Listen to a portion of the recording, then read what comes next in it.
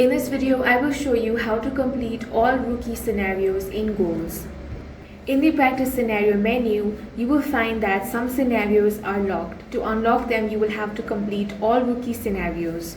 Here, you will need to master the different categories including shooting, set pieces, and skills to earn your basic plus player packs.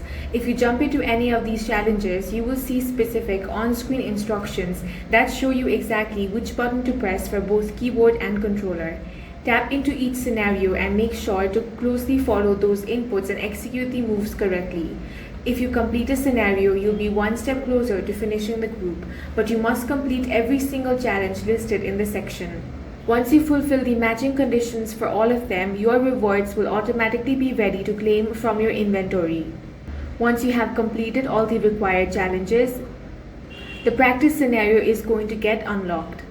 And that's how you complete all rookie scenarios in goals. If you found this video useful, make sure to hit the like button and subscribe for more videos like this.